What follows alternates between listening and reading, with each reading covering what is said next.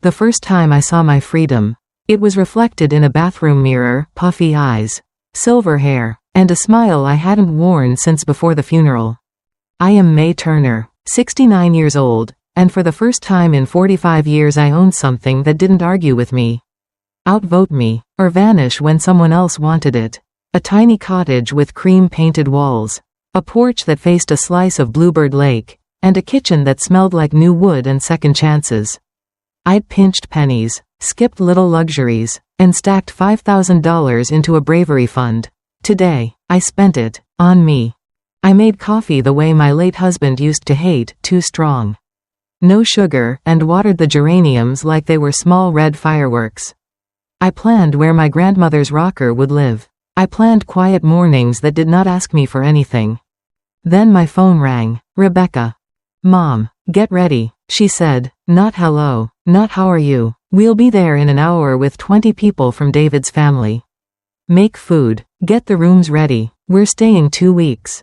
The floor tilted. My brand new world swayed on unsteady legs. 20? Rebecca, I just arrived. I don't even have enough groceries for myself. Don't be dramatic, she chirped. It's family. You have a duty. Emily's bringing the 4 kids. No's bringing the twins. Aunt Carol and Aunt Beth are coming. Your house is perfect and free. Free, the ugliest 4-letter word in a retired woman's dictionary. My place is small. I tried. 2 bedrooms. There are no buts. We're almost on the road. Oh, clean towels. The kids will swim, and pack snacks for the drive back from the lake. See you, Mom. The call ended. My happiness dissolved like steam over the sink. I opened the fridge. 3 eggs. Half a gallon of milk. 2 tomatoes. A wedge of discount cheddar. And ambition. The pantry. 1 can of beans. 1 of tuna. Half a bag of rice. Salt. Pepper. Oil. 4 plates. I had bought a set for 4 because I imagined friends, invited ones, eating soup on a rainy night. I checked my wallet. After the down payment, a mattress, 2 lamps, and a mover who charged like he was hauling a piano up Everest. I had $300 to my name till next month. Enough to survive quietly, not enough to fund a family reunion I never agreed to host. But I drove to town anyway. Beans, rice, pasta, sauce, the bargain vegetables that bruise if you look at them wrong. $240. I came back with 20 minutes and a prayer. Pots boiled, cans hissed, tomatoes cried under the knife. I cooked like a woman who knew that saying no could drown in the noise of now. Engines rumbled outside, laughter, a chorus of "we're here" that sounded a lot like "you're not." When they spilled out of those cars like it was spring break at Grandma's. Someone pointed at my bedroom window and announced, "We'll take the master." That was the moment something inside me, small but sharp, finally clicked. They arrived ready to be adored. Babies, twins, teenagers in preemptive swimsuits. Men with coolers like they were storming a tailgate. Women issuing orders like cruise directors. Emily waved a napkin list: diapers, formula, sunscreen, repellent, children's shampoo, laundry detergent, oh, and aspirin, basic stuff, she said, handing it to me like a receipt. Mother-in-law, Noah boomed, clapping my back with the confidence of a man who wasn't paying for anything. Food ready? Kids haven't eaten. My 4 plates surrendered quickly, cups and pot lids moonlighted as dishes.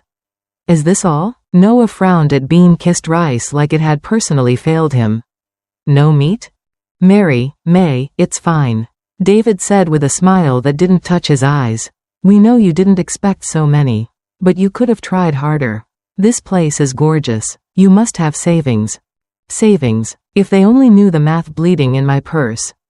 Grandma, a twin asked, you got Wi-Fi? Cable? Video games? What are we supposed to do for 2 weeks? Breathe, I said. It's good for you. Rebecca slid in from my room. Rested and radiant. Mom, Emily and the baby will need the master. We'll take the other bedroom. The rest can sleep in the living room. Oh, and the house feels a little cold. Like you don't want us here. Try harder to be welcoming. Okay? Outside, a child stomped my new tomato starts. They're kids, Noah called from the porch. That's why we came to the country, so they can be free. Free, in my garden. On my bill. In my silence. That night I lay on the couch I'd bought for reading, not for exile, and listened to a symphony of snores. I thought about every time I'd said yes when I meant no. Every time I made myself small to keep the peace while other people spread out and called it love. At 5 a.m., I made instant coffee, the kind everyone was already mocking, and I did something radical. I left. I'll go to town for groceries, I told them. They cheered like they'd trained me well. I did not go to the supermarket first. I went to a cafe and ordered a cup that tasted like decisions. The waitress said families can hurt you the most. The truth nodded in my chest. Then I walked to the door that said Jeremy Stone, attorney at law, and told a stranger my whole humiliating story. He called it what it was, financial and emotional abuse. He said words like trespassing and terms of stay. He helped me draft a neat little contract with neat little numbers, $100 per room per night, $50 per person per day for meals, $20 per day for utilities and laundry, because fairy godmothers pay electric bills. 2. I left with a folder of boundaries. At the bank, the manager confirmed my bleed, $520 gone in 48 hours. We set alerts and limits. I bought $50 of basics, rice, beans, pasta, and drove home lighter than I had felt in years. They were waiting like critics on opening night. Where's the meat? The beer? The cigarettes? The charcoal? I put the grocery bag on the counter and the folder on the coffee table. There's enough so no one starves, I said, and there are options. I unfolded the contract, read the rates, and for the first time in my life, watched 20 people realize the free ride had a price tag, with my signature on it. I set the papers down like placemats at a very awkward dinner. These are standard terms, I said, as if I'd run a lakeside inn since Nixon. Option A. Rooms at $100 a night. Option B. Meals at $50 per person per day, rice and beans included. Barbecue not included. Option C. Utilities and laundry at $20 per day. Choose any. Combine all. Or choose the hotel in town. Silence spread like spilled syrup. Rebecca found her voice first. You're charging your family? Her tone aimed to wound. It missed and hit a wall I didn't know I had. I'm charging guests who invited themselves, I said. Family asks, contributes, and cleans a dish now and then. David tried diplomacy. How about a flat $200 for everything? He smiled like a man offering a mint to a house fire. $200, I repeated, for 20 people for 14 days? That's less than a bus fare and a bad attitude. Emily sniffed. My baby needs stability. Think of the children. I said. Children learn what adults teach. Today the lesson is pay for what you use. Or use less. Right then, a voice drifted from the doorway. Brought you some fresh squash. Martha Cole stepped in, basket on her hip, eyes scanning the room like a seasoned usher. Oh my, what a crowd. Y'all must be pitching in good. Huh? The room did the kind of quiet that squeaks. Martha's eyebrows climbed. No? That's a shame. In our neck of the woods. We never show up empty-handed, especially when the hostess is a retiree. David's jaw set. We'll discuss it. He herded the heart committee to the porch for a huddle. Martha touched my elbow. You good, honey? For the first time in years. I said, I've got a price list and a backbone. They filed back in. Paul cleared his throat. We'll give you $200. Total. Martha coughed into her hand like a laugh escaped wrong. I smiled pleasantly. Then you'll be selecting the basic floor package, sleeping bags on the living room floor.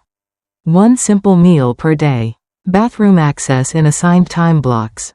And no laundry services. Please sign here. When Noah barked, this is ridiculous. I slid the second page across the table, the one Jeremy labeled trespass notice, and watched the room forget how to breathe. Trespass? Noah read, chest puffed. On your family? On my property, I corrected. If I ask anyone to leave and they refuse, that's trespassing, not my rule, Pennsylvania's. Rebecca went pink. Mom, stop. You're embarrassing yourself. Becca, I said gently, what you call embarrassment, my bank calls protection. Robert stepped forward, trying to loom. Plenty of us. One of you. Count again, came Martha's voice. cool as lake water. She's got neighbors, and we bake pies. She winked at me, and call the sheriff when needed. It was the oddest standoff, coolers versus contracts. Entitlement versus ink. Finally, David exhaled. Fine, we'll pay something, not your hotel prices. Great, I said. Let's itemize what something buys. I read calmly. The way you read recipes. 50 a day covers communal staples. Everyone takes a turn cooking, cleaning, and supervising children in the yard. I glanced at the window where a twin was using my tomato cage as a jungle gym. First rotation. Today, Noah and Emily. Emily blanched. I don't know how to cook for a crowd. Same, Noah said. Congratulations, I said. Today you learn. I put a pot on the stove and set out rice, beans, tomatoes. Measure with your heart, I told them, but your heart better be good at math. Martha set her basket on the counter. I'll help the learners so nobody gets salted to death. Outside, the lake glittered with the calm of a thing that does not care who you think you are. Inside, the Heart Union learned how to rinse beans and chop onions without losing fingers. The twins stuck post-it notes to everything they wanted to claim: couch, remote, blue mug, and I peeled them off like labels from my life. By lunchtime, the kitchen smelled decent. Paul tried for charm. See? Family can pull together. Absolutely, I said. Which brings us to chores. Sign-up sheet on the fridge, meals, dishes, floors, yard watch, bedtime sweep. You skip a slot, you buy pizza for 20. Groans rose, sharp looks flew, but everyone wrote a name. At 2 p.m., when David asked for my car keys to grab real groceries, I handed him a different key to a cheap rental in town, and the porch went so still you could hear the pen in his pocket stop working. My car, he repeated, as if English had betrayed him. Booked out, I said. Insurance policy. If you drive it, you insure it. Since you don't, you won't. But I did reserve you a 12-passenger special at Higgins Rentals. 30 miles per gallon if no one breathes. David's smile cracked. We're not paying for that. Then you're not driving my car, I said pleasantly. Rebecca folded her arms. You're making this so hard. I'm making this fair. As if on cue, the baby wailed. Emily thrust a bag of laundry toward me. Where's your detergent? He had a blowout. In the cabinet, I said, and the washer takes quarters. There's a jar on the shelf. Quarters? Her mouth opened like a mailbox. You expect me to contribute, I said, or hand wash on the porch. It's a beautiful day. Martha coughed again. Porch washing builds character. The afternoon staggered forward. People discovered that towels don't magically regenerate and that beans need salt. Noah scorched a pot and spent an hour scrubbing it like it had wronged his ancestors. The twins asked me 5 times where the Wi-Fi was. And 5 times I said, on the lake, go log in. By evening, the math caught up to them: gas, food, laundry, the rental that wasn't renting itself. Paul floated a new offer. What if we pay the utilities and our own groceries? And you, waive the rest? I can waive, I said, but not at reality. I laid out 3 envelopes: lodging, meals, utilities, cash or apps. You choose. The porch lights clicked on as the sun fell behind the pines. One by one, wallets appeared like reluctant groundhogs. It wasn't the full amount, it was something. Enough to buy time, not peace. Around 9, I found Rebecca in my bedroom, folding my sweater into her suitcase. That's mine, I said. It's just for tonight, she answered. The baby wakes Emily. David needs sleep for his back. I'll take your bed, you use the couch. Okay? Not okay, I said, and reached for my sweater. She held tight. Since when do you say no to me? Since today. When she wouldn't let go. I didn't raise my voice, I raised a window. And the cold lake air carried in a sentence I'd never dared say: get out of my room. Rebecca froze like the air had slapped her. You can't talk to me like that. I can, I said, and I just did. This is my room. Her mouth worked. I'm your daughter. I know, I said softly. That's why it took me this long. For a second, the years stood between us, the scraped knees I bandaged. The math homework I didn't understand but sat beside anyway. The wedding I paid too much for because she deserved pretty. Then the second passed. She dropped the sweater. Fine, she said, storming past me. We'll sleep in the other room. Good, I said. And Rebecca? She turned at the door. Tomorrow, you and David have breakfast duty. 7 a.m. Kids eat first. Her face did a small earthquake. She left without answering. I sat on my bed and felt my pulse tap like a small drummer learning a difficult song. The house was still loud, TV on low, silverware clinking, a cooler shutting with the political weight of ice, but something inside me had gone very, very quiet, a rightness that hummed. I slept. At 5 a.m., I rose to the sound of a blender. In the kitchen, David was pulverizing a bag of ice with the fury of a man who'd been assigned pancakes. Rebecca glared at pancake mix as if it had personally betrayed her. Need help? I asked. No, she snapped, then took a breath. No, we've got it. She did not, got it. Eggs stuck, syrup vanished, someone forgot the salt, and the twins discovered they liked raw batter. But plates landed in little hands. The world didn't end. At 9, Jeremy Stone called. Mrs. Turner, just checking in. I put him on speaker. 20 heads lifted. Everything's fine, Mr. Stone, I said cheerfully. The contract is in effect. Paul stiffened. You called a lawyer on your own family? I poured coffee. I called a lawyer on my own problem. And he picked up. Martha poked her head in. Garden club meets at 11. May, you coming? I looked at the pile of chores signed in reluctant handwriting. Absolutely. I grabbed my hat. When I returned at noon to find a note on the fridge, barbecue Saturday. Invite more family, I circled the word, more, in red and wrote 2 others beneath it. BYO everything. The barbecue rumor spread like dandelions. By afternoon, strangers were texting David for directions to the lake house. I started answering the door with a smile and a rate sheet. Family discount? One cousin ventured. Yes, I said, I'm charging you the same as everyone else. Meanwhile, the chore chart did what chore charts do, exposed character. Emily disappeared during dish duty and reappeared when dessert was mentioned. Noah developed a sudden interest in the art of supervision. Paul insisted he'd sprained his ethics and couldn't possibly mop. The twins, though, learned to rinse plates like champions. And the 11-year-old, Maddie, asked if she could water my tomatoes, properly, this time. Please, I said, and made a mental note to leave her my garden gloves when I died at 101. In my sleep, after a day of saying no to nonsense. That evening, David cornered me on the porch. Look, he said, rehearsed earnest. We love you. This, price list, chores, rules, it's not loving. Love is not an invoice. I agreed, but it is accountable. He blinked. You sound like a pamphlet. I sound like a woman who paid for her own roof. We watched the lake for a moment. The water had the smug serenity of a thing that'd outlast us all. We can leave, he offered, if that's what you want. It is, I said, surprising both of us, if you won't respect the terms.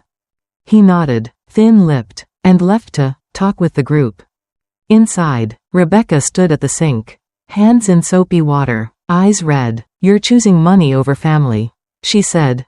I'm choosing respect, I answered. If money buys it from people who won't give it, then yes, today money matters. She shook her head. You'll regret this. I hope so, I said. Regret means I took a risk. Saturday morning arrived with 3 SUVs, 2 coolers, 1 inflatable swan, and a deputy's cruiser idling at the curb. Right where Martha said it would be if anyone tried to argue with the word number. Deputy Hollis had the easy patience of a man who'd seen everything twice. He tipped his hat. Ma'am, got a call about a disagreement over occupancy. Not a disagreement, I said, handing him a copy of my terms. An education. He scanned, nodded. You're within your rights. He turned to the porch crowd. Folks, if the homeowner asks you to leave, you leave. If you stay, it's trespass. If you can't agree on terms, there's a motel on Route 6 with fresh waffles. A murmur started. Rose, split into 2, the We'll Pay and Help faction, Maddie. The twins, and 3 of the saner adults, and the we're out faction, led by Noah, clutching his cooler like a constitutional document. Fine, Noah announced. We're going to the motel. I smiled. They have Wi-Fi, I said, strong enough for all your entitlement. Martha snorted behind her hand. By noon, half the cars pulled away. The air felt immediately lighter, like the house had unbuckled a tight belt. Those who remained put money in the envelopes and asked actual questions. How do you like your sink scrubbed? What's the best spot for morning sun? Do you mind if I fix that loose porch step? I did not mind. I handed over a screwdriver like a medal. Afternoon slid into evening. We grilled 2 packs of hot dogs someone actually bought with their own money. Kids played tag around the maple. For the first time since they arrived. Laughter sounded like a thing I could live with. Later, Rebecca stood at the edge of the yard, arms wrapped around herself. I didn't know you could do that, she said softly. Do what? Draw a line. I didn't know either, I said, then I did it once. She swallowed. We can go, if you want. I want you to stay, I said, if you can stay right. She nodded, and something uncoiled in her face. Not forgiveness yet, but maybe recognition. Sunday morning, I found an envelope under my door with $300 and a note in Rebecca's handwriting, 2 words that knocked me backward, for rent. I stared at the handwriting until my eyes blurred. The money wasn't the miracle, the words were. Not help, not gift, rent, a boundary with a bow on it. In the kitchen, Maddie was already rinsing berries. I signed up for breakfast. She announced, 13 going on 30, pancakes with sliced strawberries. I watched a video. You're my favorite cousin, I said, and she grinned like we shared a secret. While batter bubbled, David approached with a cautious smile. We're covered for meals today, he said, lifting grocery bags like white flags. Also, I fixed that porch step. Thank you, I said, 2 words I could finally afford. The day settled into a rhythm. Children set the table. Adults took turns at the sink. Martha supervised like a benevolent general. In the afternoon, I pulled out a box labeled May's stuff, keep, and spread a few old photos on the table. Not as bait, not as guilt, just as proof of a woman who existed before anyone needed her. Rebecca paused. I remember that dress, she said, touching a picture of me in a blue shift. Hair big enough to receive AM radio. You wore it to my 6th grade recital. I did, I said, and you played Für Elise, like Beethoven owed you money. She smiled in spite of herself. I was awful. You were brave. We didn't hug, we didn't solve 20 years. But we stood there, shoulder to shoulder, in a kitchen that finally felt like mine. Evening came, the lake purpled, and the remaining relatives dragged sleeping bags into the living room without argument. Someone, Paul, to my shock, swept the floor. I took my book to the porch. The last line I read before sleep was this: freedom doesn't arrive with a fanfare, it arrives when you stop explaining yourself to people committed to misunderstanding you. At dawn, my phone buzzed, a bank alert I'd set with Richard. Someone had tried to withdraw $600 using my card number at a gas station in town. My stomach dropped, then steadied. I'd asked for alerts, they were working. I called the bank. Freeze the card, I said. New one, please. I stared out at the lake. Its surface a sheet of brushed steel. And felt an old panic knock. I didn't let it in. In the kitchen, I found David and Noah mid-argument. Apparently Noah had, accidentally, taken my card yesterday, to cover some things, and had given it to a cousin, to pick up supplies. I stepped between them. It's frozen, I said, and so is your access to my wallet. Noah blustered. It was a mistake. So is sunburn, I said, but we still buy sunscreen. He muttered something about going back to the motel. I held the door open and pointed toward Route 6. He left. The air eased again. David looked wrecked. I didn't know he, May. I'm sorry. Thank you for saying it. I answered. Now say it to my errands list. I handed him a note. Trash drop off. Propane exchange. Pick up a roll of quarters. He took it like penance. By noon, things looked like a life. Towels drying on a line. Tomato seedlings staked upright. Laughter drifting past the screen door. Martha arrived with a pie that changed my religion. You're getting your house back, she said. I am, I said, surprised to hear the tremor in my voice. One envelope at a time. That evening, Rebecca knocked on my bedroom door. Can I come in? I nodded. She sat on the edge of the bed the way I had sat in my grief months ago. I'm not proud, she said, twisting her ring, of the way I've treated you, of the way I let his family treat you. Her voice shook. I thought needing you was the same as loving you. It isn't, I said, but you can learn. She nodded, tears rimmed but not spilling. Teach me. Start tomorrow, I said. You're on garden duty, and budget duty. Bring a notebook. She laughed through her nose. A mom assignment. A daughter assignment, I corrected.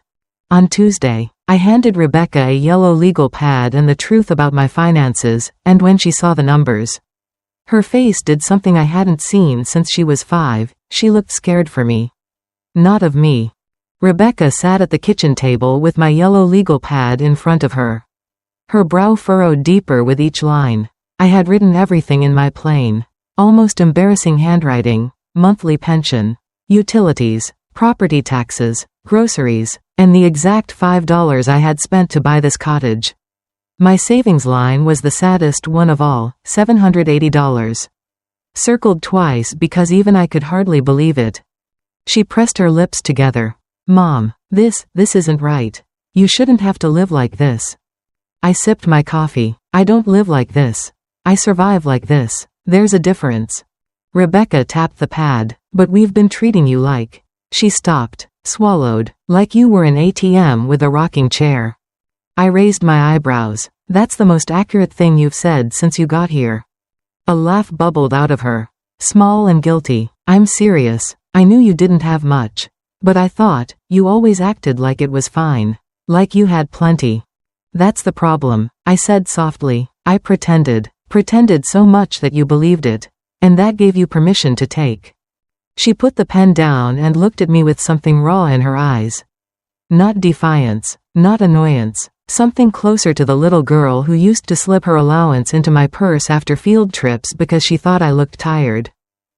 Teach me, she said again, voice breaking this time. Teach me how to make this right. I folded the legal pad shut and slid it back toward her. Start with honesty, with me, with David, with yourself. Start by knowing every dollar that comes in and every dollar that goes out. If you can do that, you'll already be ahead of half the adults I know. She nodded fiercely, almost like a child again. And just when I thought maybe, just maybe, this was the start of something healing. The front door slammed open. Paul barged in, face red, voice loud. May, the motel wants $300 up front for 2 nights. $300, they're robbing us. I leaned back in my chair. That's what lodging costs. Paul, welcome to the real world. He sputtered, waving his arms. But we're family. I smiled thinly. Exactly. That's why I didn't charge you motel prices. Paul's protest was still echoing in the room when Martha stepped onto the porch with a sheriff's brochure in her hand and said, "Maybe it's time everyone here learned the legal definition of boundaries." Paul froze mid-gesture when he saw Martha step in with the folded brochure. She looked calm, but her eyes carried the kind of steel you only earn after 60 years of raising kids, burying husbands, and outliving neighbors who thought they knew better. Boundaries, she said, setting the paper on the counter. Sheriff Hollis told me to drop this off. It explains what counts as trespassing, financial abuse, and elder exploitation. Her voice had a kind of deliberate slowness that made even the kids stop and listen. Paul shifted uncomfortably. Elder exploitation? Now, that's a bit dramatic. Martha tilted her head. Is it? You show up uninvited, demand free lodging, eat food she can't afford, and complain about it while she sleeps on the couch in her own house. If that's not exploitation, honey, I'd hate to see what is. The silence that followed was so heavy you could have cracked it with a butter knife. Rebecca looked at me, then at Paul, and for once her expression was on my side. Mom's right, she said firmly. This has gone too far. David tried to lighten the mood. His hands raised. Okay, let's all calm down. We'll figure this out like a family. Martha leaned against the doorway. Families figure things out before they drag the matriarch to the poorhouse. Paul's cheeks flushed crimson. He mumbled something about needing air and stormed back outside. I let out a breath I hadn't realized I was holding. Thank you, Martha. She gave me a small smile. Don't thank me, May. Just remember, nobody can take advantage of you without your permission. Her words landed hard. For the first time, Rebecca reached across the table and squeezed my hand. Mom, she's right, and I think I've been part of the problem. I didn't say anything. Sometimes silence is the only answer that carries enough weight. That night, while the rest of them whispered plans in the living room, I stood at my window and saw Rebecca slip quietly outside. Her phone pressed to her ear. What I overheard changed everything. The moonlight spilled silver across the yard, and through the thin glass of my bedroom window, I caught fragments of Rebecca's voice. I didn't know it was this bad. David, Mom doesn't have the money. She's been hiding it from us. We've been draining her dry. She paced in the grass, clutching the phone to her ear like a lifeline. I couldn't hear his words, but her tone told me enough. No, I'm not asking her for more. I'm saying we need to stop. We can't treat her like a bottomless wallet anymore. If you don't see that, then maybe, she paused, her voice cracking, maybe I married the wrong man. My heart thudded against my ribs. For all the years I had resented Rebecca's arrogance, her sense of entitlement. There it was, the little girl who once defended me on the school playground when a boy called me old. She was still in there somewhere. She ended the call abruptly, wiped her cheeks, and stood in the yard for a long time, staring up at the night sky like she was searching for a map she'd misplaced. Then she squared her shoulders and came back inside. I slipped away from the window, sitting on the edge of my bed, shaken. For the first time, I wondered if this house, the sanctuary I bought for myself, might also be the place where my daughter could finally grow up. The next morning, Rebecca joined me in the kitchen. Her hair was messy, her eyes tired, but there was something different in her voice when she asked, "What can I do to help today?" I handed her the dish towel and gestured toward the mountain of plates. "Start with the basics." She nodded. No complaints, no sighing, just scrubbing. But even as Rebecca started to change, David and the rest of his family were far from ready to give up, and the barbecue plan they whispered about behind my back was about to test just how strong my new boundaries really were. By Friday evening, the whispers in the living room had grown into open chatter. I caught pieces as I passed through with a basket of laundry. "Saturday's perfect, weather'll hold. Tell the cousins to bring lawn chairs. We'll need at least 5 racks of ribs." I stopped mid-step. 5 racks of ribs? My fridge barely had room for a carton of eggs and a stubborn half-onion. "Barbecue?" I asked flatly. Noah, who'd slunk back from the motel as if nothing had happened, grinned. "Yeah, family tradition. We do a big cookout every summer. It'll be fun." "Fun for whom?" I asked, arms crossed. "For everyone. Music, food, kids running around. Don't worry, we'll set up the grill. You just need to buy the meat." I let out a dry laugh. "You want me to buy meat for 30 people when I can't even afford decent coffee?" Paul chimed in. "Oh, come on, May, don't be stingy. You've got this nice place now, share it." Rebecca, to my surprise, slammed a plate on the counter.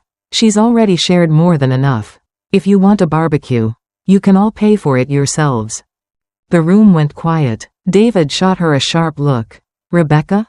"No," she cut in. "I mean it. Mom's not a free hotel. And she's not a caterer." I felt my throat tighten.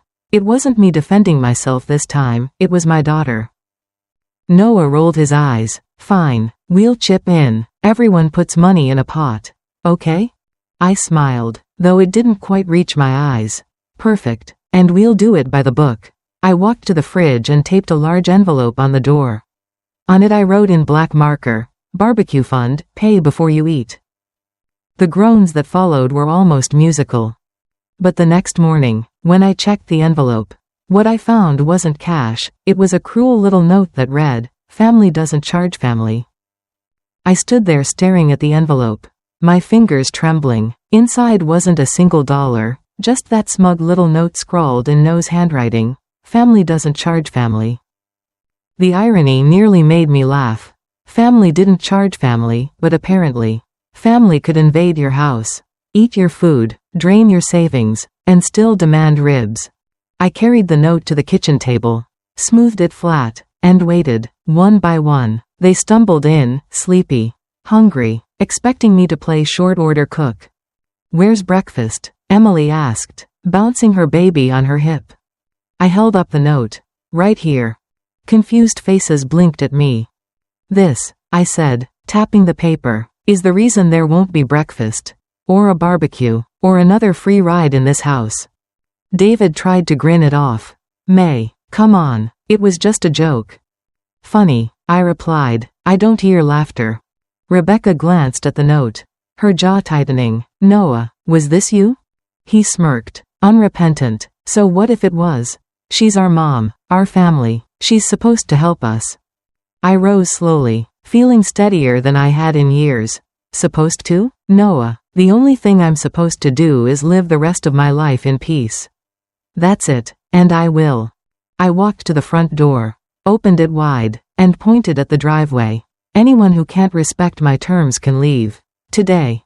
A stunned silence fell. Even the kids stopped bickering. "Mom?" Rebecca whispered, but her voice wasn't scolding this time. It was awe.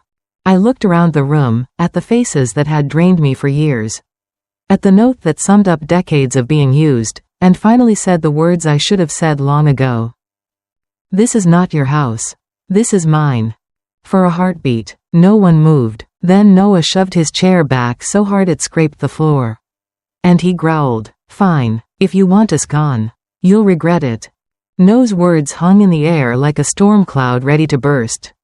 He grabbed his cooler, slammed the lid shut, and stomped toward the door. His wife muttered under her breath, dragging the twins behind her.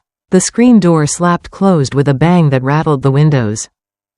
For a moment, the room was still. Then Paul puffed up his chest. "You think you can treat us like strangers? May? Like customers?" I met his glare head on. Strangers would have been more polite. Customers would have paid. Emily gasped, offended. "You're unbelievable. We came here to bond. To give the kids a vacation."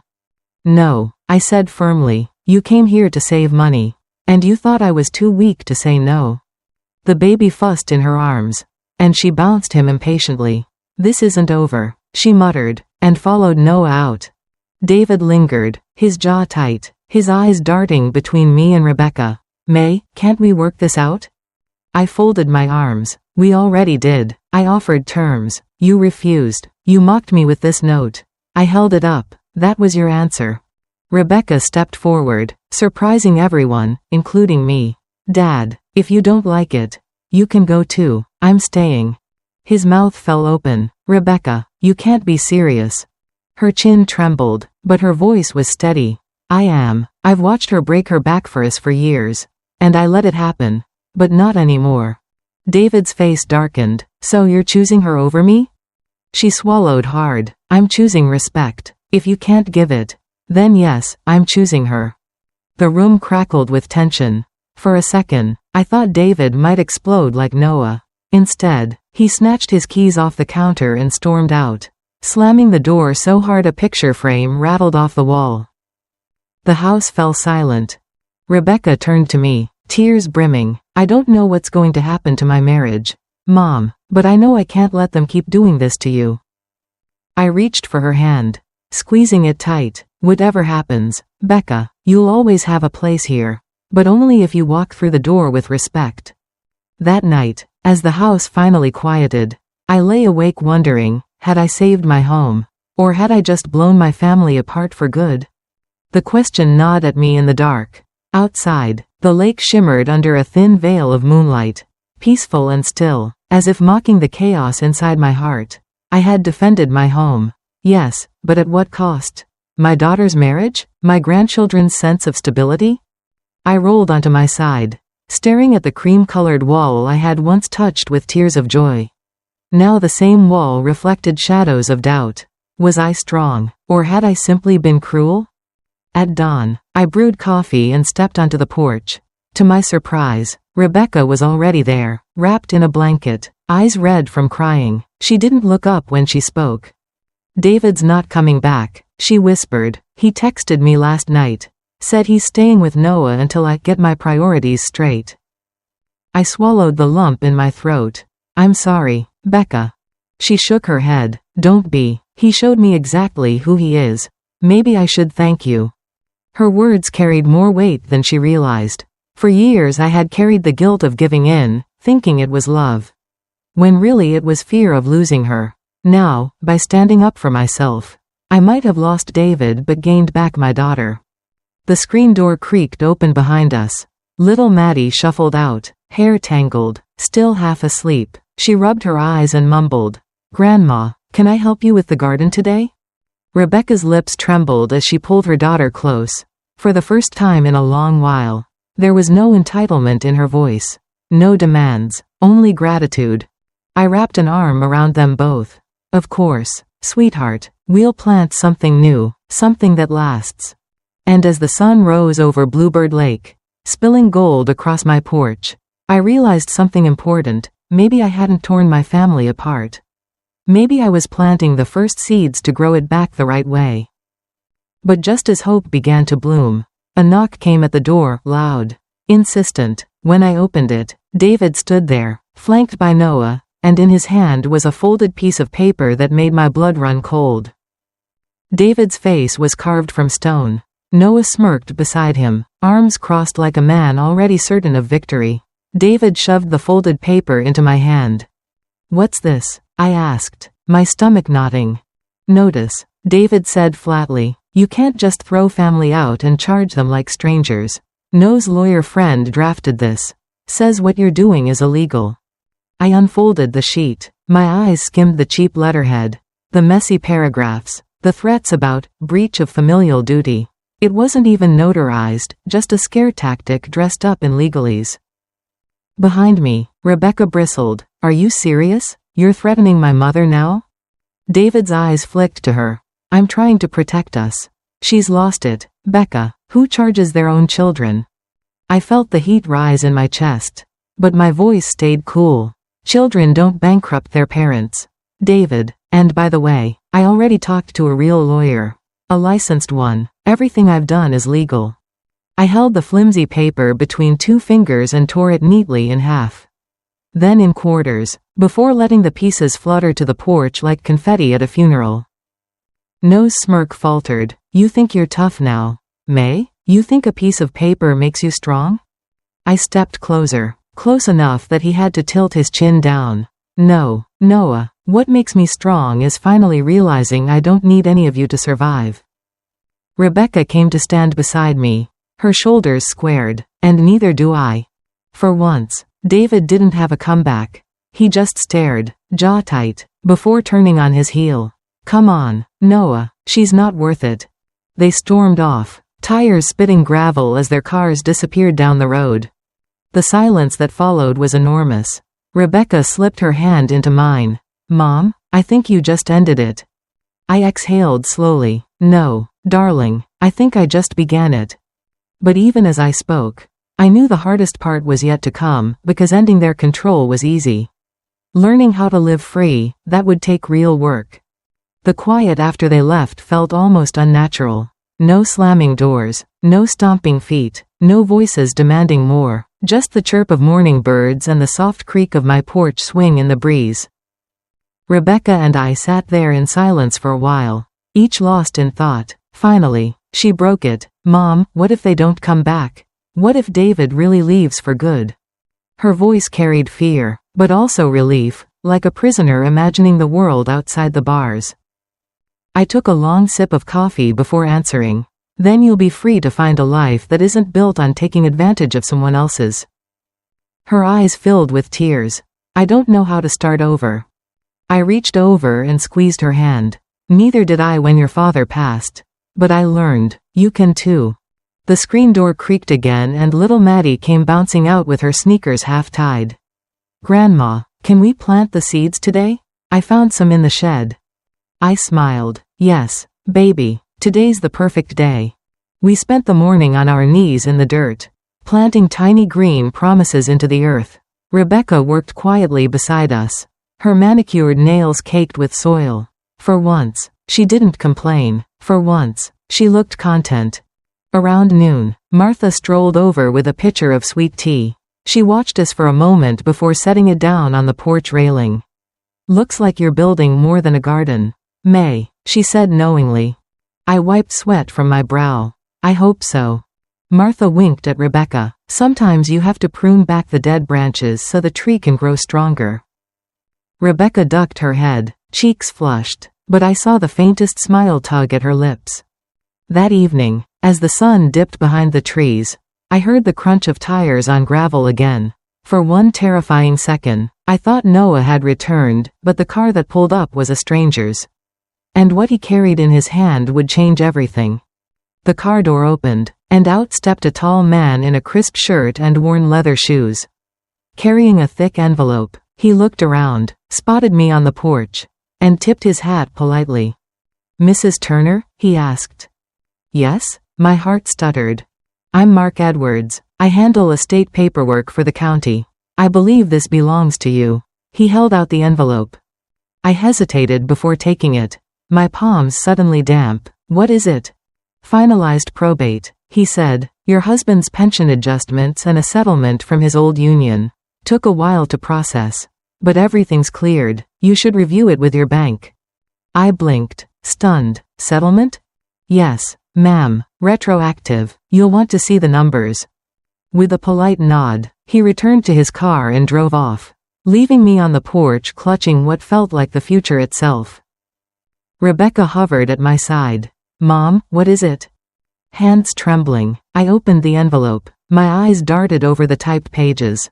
My breath caught. The settlement wasn't small. It was life-changing, enough to secure my cottage, pay bills comfortably, and even put something aside for emergencies.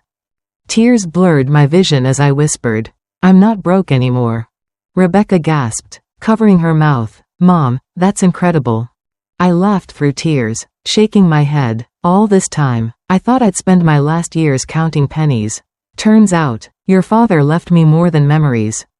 The relief was dizzying. The fear that had chained me for years began to crack. Link by link, I felt taller, stronger, freer. Rebecca hugged me tightly. "Maybe this is your second chance."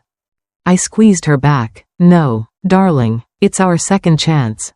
But even as hope flooded my chest, a shadow crept in, the certainty that once Noah and David learned about this money, they'd come running back, and this time, I had to be ready. The next morning, I sat at the kitchen table with the settlement papers spread before me like a shield and a sword. The numbers glowed on the page, more security than I'd dared dream of. But with it came a chilling thought: money draws people faster than love ever will.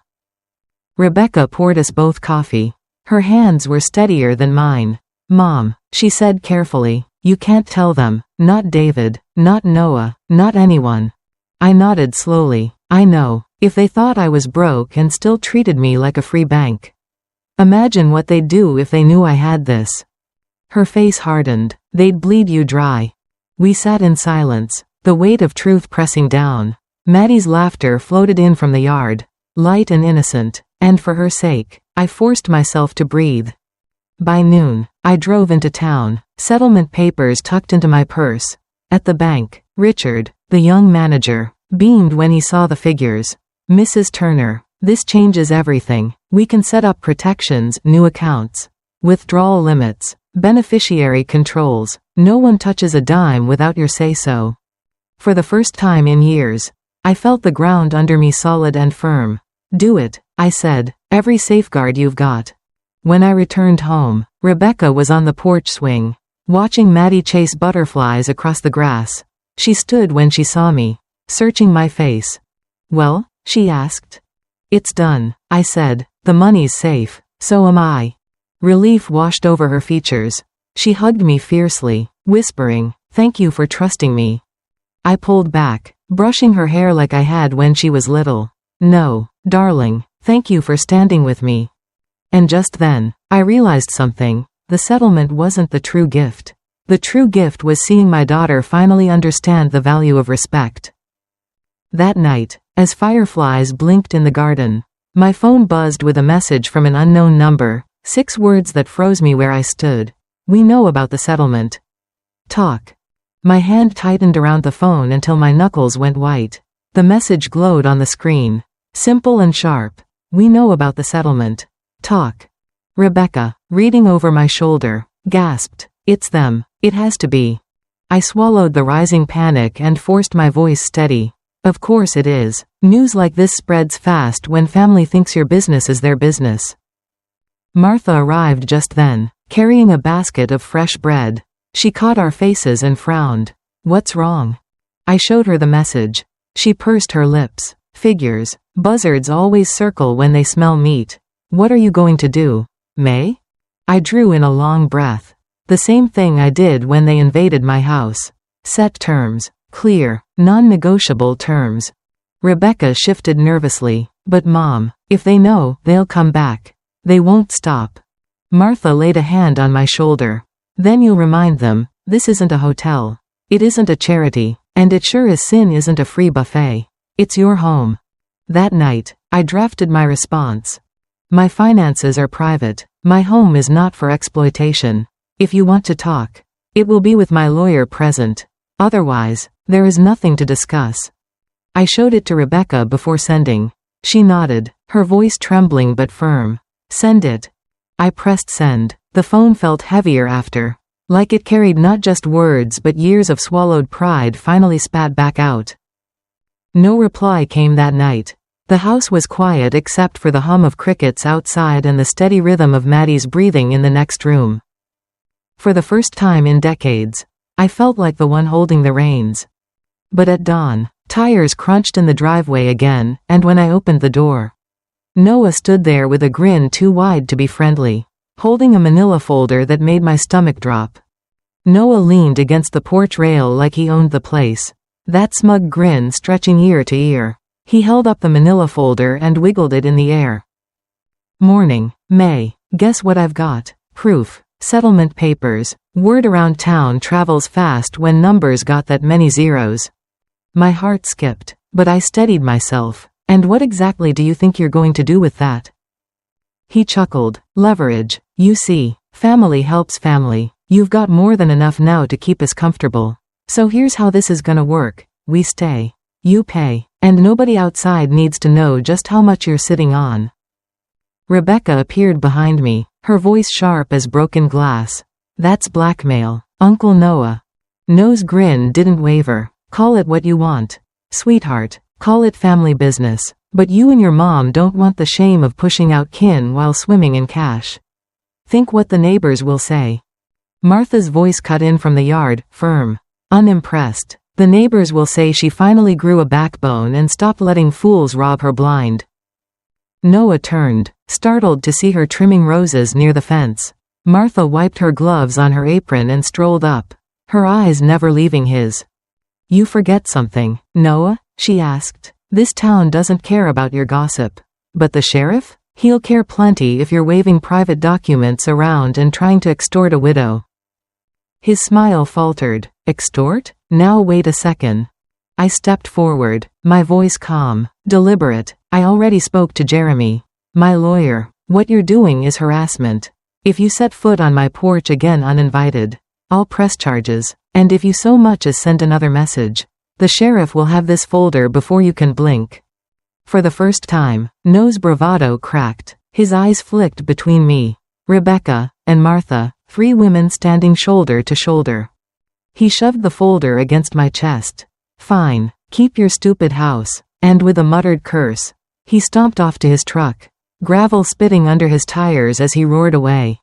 The silence left behind wasn't heavy this time. It was light, triumphant. Rebecca exhaled shakily. Mom, I think he's finally gone. I looked at Martha, who winked. Bullies hate it when their tricks stop working. Still, I couldn't shake the thought. Noah was gone for now, but people like him always come back. The real test would be whether I could keep saying no when the knock came again. The next few days passed in an almost eerie calm. No cars in the driveway. No shouting voices. No demands scribbled on napkins. Just the rhythm of life I had dreamed of when I first bought this cottage, coffee on the porch. Planting tomatoes with Maddie. Evenings where silence felt like a gift instead of a punishment. But the quiet gave me too much time to think. Every creak of the porch boards, every crunch of tires in the distance made my heart lurch, waiting for Noah or David to return with another scheme. Rebecca noticed. One afternoon, she set down the hoe she was using in the garden and said, "Mom, you don't have to look over your shoulder anymore. You've already proved you can stand up to them." I sighed, brushing soil from my hands. It's not them I'm worried about, Becca, it's me. All those years I kept saying yes when I should have said no. I let it happen. I let them think it was normal. Her eyes softened. And now you're unlearning it. That takes time. Martha wandered over with a basket of cucumbers. She's right, May. Boundaries are like fences. You don't just build 'em once. You check 'em, mend 'em, and make sure they're still standing strong. The trick is not apologizing for the fence. I chuckled. Funny, I've spent my whole life apologizing for fences I didn't even have. That evening, Rebecca cooked dinner, real dinner. Not the chaos of beans and complaints. Roasted chicken, potatoes, and green beans from Martha's garden. We sat around the table. Just the three of us. And for the first time in a long while, I felt what family was supposed to feel like, safe. After dinner, Maddie curled up beside me on the porch swing. "Grandma," she whispered, "are they ever coming back?" I stroked her hair. "Maybe, but if they do, they won't find the same grandma they used to push around." Her little arms squeezed me tight. "Good, I like this grandma better." Tears stung my eyes, but I smiled into the twilight. 6 months later, I thought the storm had finally passed, until Rebecca handed me her ringing phone and whispered, "It's David. He says it's an emergency." The word emergency froze me harder than winter air. I took the phone, pressed it to my ear, and braced myself. David's voice spilled through, ragged and desperate. "May, it's Noah. He's in trouble. Legal trouble. He needs money for a lawyer. We thought maybe you could." I closed my eyes, the old reflex tugging at me, the instinct to fix, to save, to pour myself out like a pitcher no one bothered refilling. But then I opened them and looked at Rebecca. Her face was pale, but her eyes were firm, urging me to stand my ground. I took a deep breath. "David, I'm sorry Noah's in trouble. But his choices are his responsibility. My money isn't a safety net for grown men who refuse to respect me." There was a stunned silence on the other end. Then his voice cracked with anger. "So that's it? You're just going to let your own family drown?" "No," I said softly. "I'm finally learning to swim for myself. If Noah needs help, he can find it the way I did, by standing on his own 2 feet." David's breath hissed through the line. And then he hung up without another word. Rebecca let out a shaky laugh. "Mom, I can't believe you just said that." I set the phone down on the porch table. My hands were steady. "Neither can I, but it feels good, doesn't it?" For the first time, Rebecca smiled without hesitation. "It feels right." That night, I slept without fear of footsteps on my porch or engines in my driveway. I dreamed of gardens blooming, of laughter that didn't cost me everything, of mornings where peace was the only visitor. And when morning came, with sunlight spilling through my window, I knew exactly what I had gained, not just freedom from their demands, but something far greater. The sun streamed through my curtains, warm and golden, spilling across the bed I almost lost but now claimed fully as mine. I sat up, stretched, and for the first time in years, I didn't feel the weight of dread pressing on my chest. The house was quiet, not the suffocating quiet of loneliness, but the comforting hush of peace. My peace. Rebecca was already in the kitchen, humming as she brewed coffee. Maddie sat at the table sketching little flowers, her tongue poking out in concentration. They looked up when I entered, both smiling, and just like that, I knew I hadn't lost my family. I had found the part of it that mattered most. Martha stopped by later with a basket of peaches. She set them down and looked me over with a grin. "Well, May, looks like you finally chased the storm out of this house." I nodded, smiling back. "No, Martha, I didn't chase it. I built walls strong enough that the storm can't get in anymore." We ate those peaches on the porch, juice dripping down our wrists. laughing at nothing and everything. And as I looked out at my flourishing garden, I realized the truth. The house I bought with pennies and sacrifice had given me far more than a roof. It had given me my freedom, my dignity, and a new beginning. It's never too late to reclaim your life. Boundaries are not walls that keep love out, they are doors that only open for respect. And when you finally learn to say no to those who exploit you, you make space to say yes to peace, dignity, and the kind of family that truly cares.